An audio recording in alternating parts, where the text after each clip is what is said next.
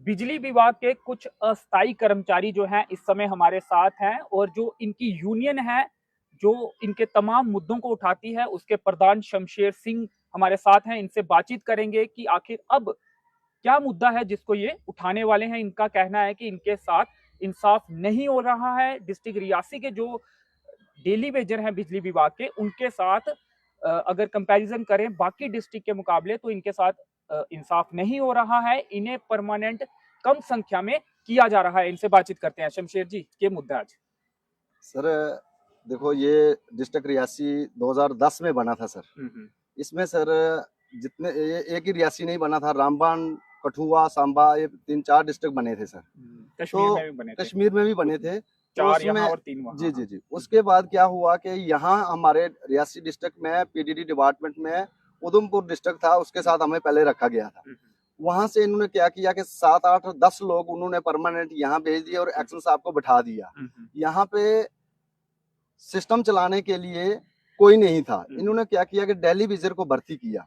Delhi visitor को भर्ती किया तो डीपीसी होती है डिस्ट्रिक्ट लेवल की, डीपीसी जब होती है तो चीफ ऑफिस वाले करते हैं। जब भर्ती किया गया तो क्या बताया गया था आपको? नहीं, तब तो इन्होंने एक एसआरओ है 383 है, उसके तहत 7 साल के बाद रेगुलाइज किया जाता है। मगर रियासी डिस्ट्रिक्ट में इन्होंने क्या किया कि जो स्टाफ पुराना था वो कोई रिटायरमेंट चला गए और जो दिल्ली विजिटर थे उनको भी रेगुलाइज नहीं किया गया। यानी कि रिटायरमेंट होती रही लेकिन परमानेंट आप लोगों को नहीं किया, टाइमली नहीं किया गया।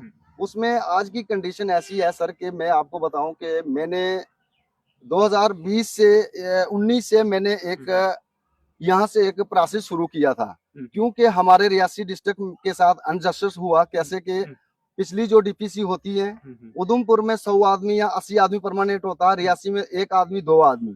पूछे भाई, रियासी आंकड़े बता रहे हैं, ये डॉक्यूमेंट भी है आपके पास? उधमपुर में इतने लोग परमानेंट हुए? जी जी जी जी बिल्कुल सर, बिल्कुल। आज के टाइम में देखो, इन्होंने पहले डीपीसी की 2022 में तो 15 लोग हमारे बड़ी मुश्किल से किए।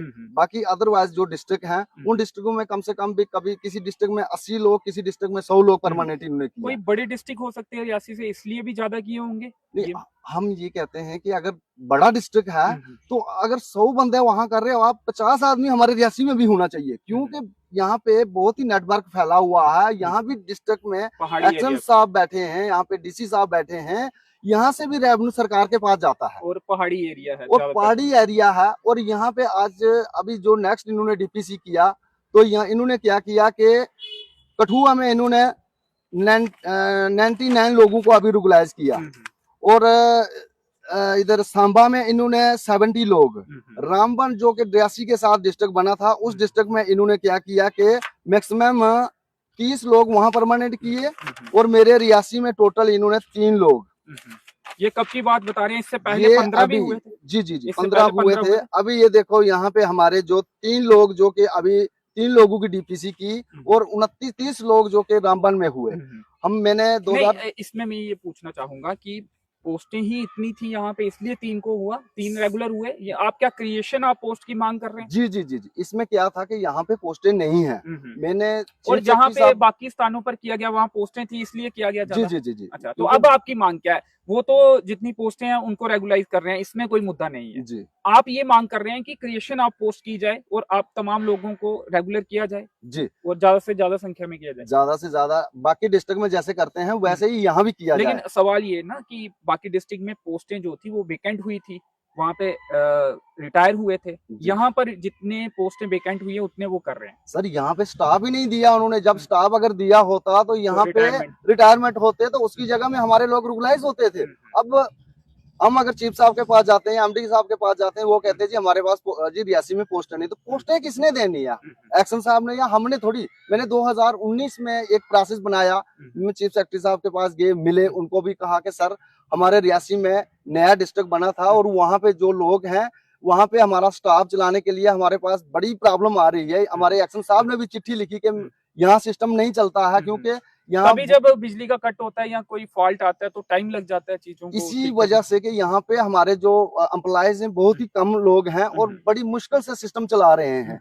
मैं एमडी साहब को भी चिट्ठी लिखी है और चीफ साहब को भी और सेक्रेटरी से भी चिट्ठी एमडी साहब को भी लिखी हुई है कि ये जो रियासी का मसला है इसको शॉर्ट आउट किया जाए और यहाँ पे पोस्ट ऑफ क्रिएशन का क्या इशू है, और एक्शन साहब ने भी यहाँ से चिट्ठी बना के भेजी हुई है। हम आपके चैनल के माध्यम से अपने जो चीफ साहब हैं या एमडी साहब हैं उनसे रिक्वेस्ट और गुजारिश करते हैं कि जो आने वाले टाइम में जो आगे डीपीसी का जो प्रोसेस आप शुरू कर रहे हैं बाकी डिस्ट्रिक्ट की तरह, जैसे बाकी डिस्ट्रिक्ट में हम ये नहीं कहते हैं कि 100 आदमी आप उधमपुर में रेगुलाइज कर रहे हैं 100 यहाँ करो, अगर 100 लोग वहां करते हो 50 लोग यहाँ भी करना चाहिए, क्योंकि यहाँ भी लोग, मेरे लोग मैं बताऊं सर आपको कि मैक्सिमम 20-25 लोग रिटायरमेंट की कगार पे खड़े हैं। अगर वो रेगुलर नहीं हुए, रिटायर हो गए, तो उनको कोई बेनिफिट, एक्स्ट्रा बेनिफिट नहीं मिलेगा कुछ भी? सर रिटायरमेंट होंगे तो अगर जो परमानेंट एम्प्लॉयज होगा उसका पीएफ वगैरह एनपीएस के जरिए उसको कुछ ना कुछ मिलेगा। जब डेली बेसिस रिटायरमेंट जाएगा तो उसको कुछ भी नहीं मिलेगा। कितने लोग हैं ऐसे जो अभी रिटायरमेंट की कगार पर है या आने वाले कुछ सालों में, आने वाले टाइम में 2-3 साल में मेरे कम से कम भी 50 लोग जो कि रिटायरमेंट की कगार पे खड़े हुए हैं। अगर वो रेगुलर नहीं होते उससे पहले तो किसी तरह का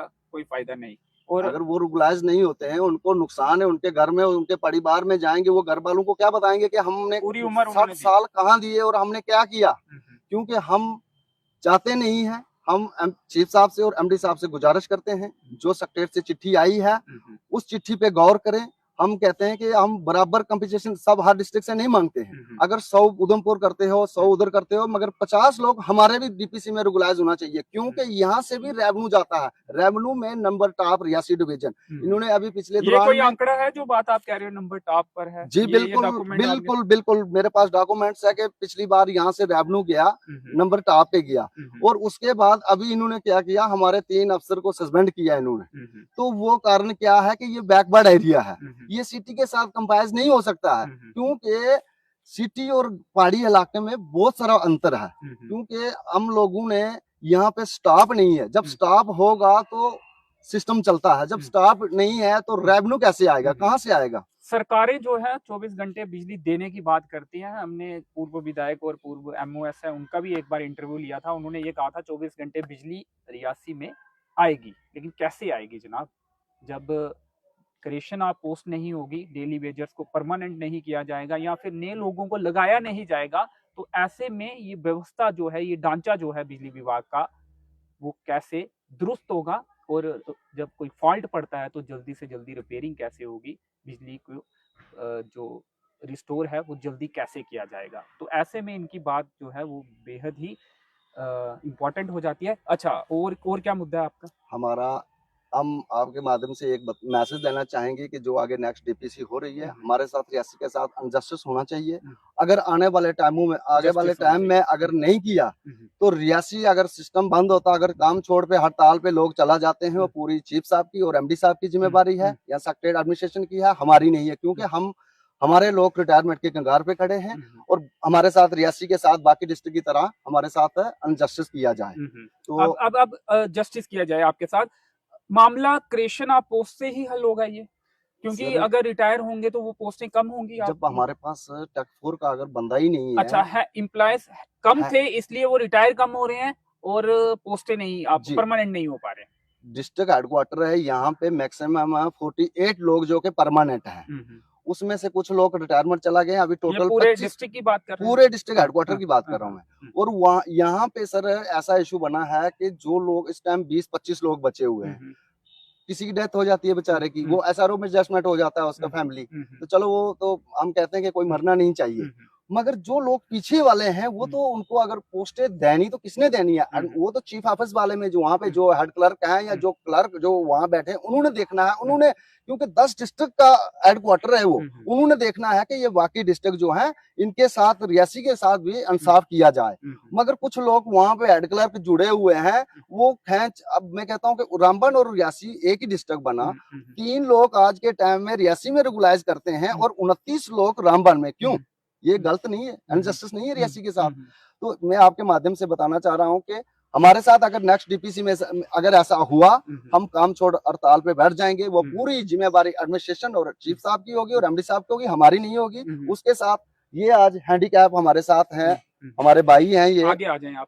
तो इनकी ऐसी बुरी कंडीशन है कि इसके ऑपरेशन के लिए लुधियाना में जी। मैक्सिमम 4 लाख रुपया जो कि डॉक्टर मांग रहे हैं इसकी टांग का ऑपरेशन के लिए, मगर गवर्नमेंट ने इसका जो कंपनसेशन बना था 1 लाख रुपया दिया।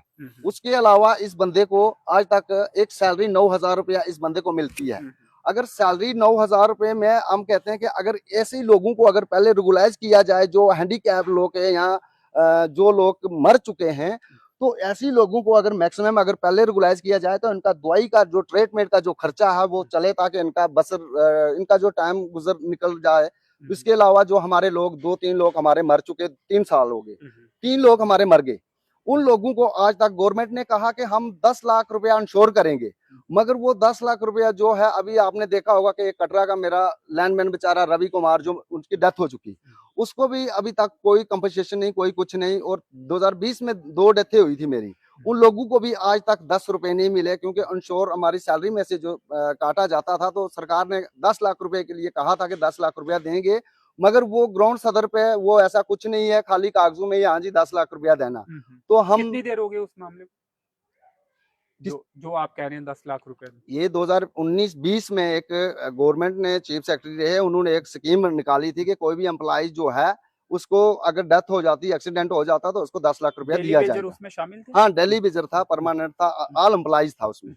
तो उसके बाद हमारे कई सारे साथी मर चुके, मगर उनको आज तक भी कोई भी मैक्सिमम बेनिफिट नहीं मिला, वो जो पैसा था वो भी नहीं मिला। बल्कि जो अगर डेली बेजर मर भी जाता है तो उसकी जो सैलरी होती है वो सैलरी, उस सैलरी को भी बंद किया जाता है, क्योंकि ये डेली बेजर क्या इंसान नहीं है क्या? इन लोगों के लिए मैक्सिमम यही लोग फील्ड में काम कर रहे हैं और सिस्टम चला रहे हैं, क्योंकि पोल पे चढ़ने वाले यही लोग हैं, हम ही लोग हैं और कोई नहीं है। मगर उन लोगों को मैक्सिमम अगर एक बंदा अगर ऑन ड्यूटी पे डेथ हो जाती है, तो उसके घर में जो उसकी सैलरी है वो सैलरी में से वो सैलरी जो है उसकी परिवार, उसकी बीवी है, उसके बच्चों को देना चाहिए, ताकि उसकी सैलरी बंद नहीं करना चाहिए। उसने कोई जुल्म नहीं किया, उसने पब्लिक और डिपार्टमेंट की सेवा दी है, अपनी जान वहां उसने कुर्बान की है। इनको क्या हुआ था? और ये इनको ऑन ड्यूटी पे इलेक्ट्रिकल शॉर्ट लगने से इनको कहां पर? यहाँ ही रियासी में ही लगी थी, इनको शॉर्ट लगी थी इस बेचारे को, तो 2018 में शॉर्ट लगी थी इनको। तो 3-4 लाख रुपया लगाया डिपार्टमेंट ने, जो कि बाकी इसने 5-6 लाख रुपया इस बंदे ने लोगों से उधार और कर्जा करके लिया और ट्रीटमेंट कराया। और आज की कंडीशन में जो टांग है, टांग ऑपरेशन है, और ये जो बाजू है ये लगाना है, इसके लिए लुधियाना में गए थे, तो वहाँ 4.5 लाख रुपया गवर्नमेंट डॉक्टर ने मांगा। तो ये एक डेली बेजर बंदा, पहले इसको लोगों का इतना बड़ा कर्जा हो चुका है, तो ये 4 लाख रुपया कहाँ से लाएगा? मेरी सरकार एडमिनिस्ट्रेशन से गुजारिश है कि ऐसी लोगों की मदद की जाए, और डिपार्टमेंट से भी गुजारिश है कि इस बंदे को अगर परमानेंट किया जाए, तो ये बंदा अपना इलाज, अपनी जो जिंदगी बसर है वो आराम से कर सकता है। जी चलिए, तो 2 मामले हैं, एक तो कि यहाँ पर क्रिएशन ऑफ पोस्ट की जाए और बचे हुए जो डेली वेजर्स हैं उन्हें जल्दी से जल्दी रेगुलर किया जाए। इनका कहना है कि जो बाकी डिस्ट्रिक्ट हैं वहाँ पर ज़्यादा संख्या में डेली वेजर्स को रेगुलर किया जा रहा है, लेकिन अगर रियासी की बात करें, पहाड़ी इलाका है, कई तरह के चैलेंजेस है, यहाँ पर कम संख्या में डेली वेजर्स को परमानेंट किया जा रहा है, क्योंकि पोस्टें कम हैं, जो रिटायरमेंट हो रहे हैं उनके स्थान पर ही लगाया जा रहा है। तो इनकी मांग है क्रिएशन ऑफ पोस्ट की जाए। और दूसरा, इनका नाम क्या बताया आपने? आपका नाम? वकील सिंह। कहाँ आप रहते हैं? मैं साड़ी में रहता हूँ सर। साड़ी में रहते हैं। कहाँ पे काम कर रहे थे जब ये हादसा? रियासी में ही कर रहा था। नई बस्ती रियासी। नई बस्ती चौक। वकील सिंह नाम बताया? वकील सिंह। साड़ी में आप रहते हैं? साड़ी। तो वकील सिंह जी हैं। मदद तो डिपार्टमेंट ने की थी, लेकिन जितनी मदद की जरूरत थी उतनी मदद इनकी नहीं हुई थी, और अब इन्होंने बाजू आप लगाएंगे, आर्टिफिशियल बाजू लगाएंगे, और टांग का भी है। अच्छा, टोटल खर्चा कितना हो जाएगा? 4.5 लाख रुपया। 4.5 लाख रुपया कुल खर्चा जो है वो इनका होगा। इन्होंने एक बाजू आर्टिफिशियल लगानी है और टांग का भी इलाज करवाना है। तो इनकी मांग है कि डिपार्टमेंट इनकी मदद करे। सबसे पहले इन्हें परमानेंट किया जाए, ताकि जो वेतन इन्हें मिले उससे ये अपना इलाज करवा पाए। इसके साथ ही और भी लोगों से हमारी अपील है कि इनकी मदद के लिए वकील सिंह जी, जो कि साड़ी के रहने वाले हैं, डिस्ट्रिक्ट रियासी के रहने वाले हैं, काम के दौरान बिजली विभाग में कार्यरत हैं डेली वेजर के रूप में। काम के दौरान एक हादसा पेश आया और उससे इन्हें काफ़ी नुकसान हुआ। इलाज तो इनका हो गया, लेकिन अब इन्होंने बाजू लगानी है, ताकि ये भी आम लोगों की तरह अपना जीवन यापन कर सकें। तो आम लोग भी इनकी मदद के लिए आगे आए, ताकि ये अपना इलाज सही से करवा सके। फिलहाल इस कवरेज में इतना ही। मुझे दीजिए अनुमति। धन्यवाद।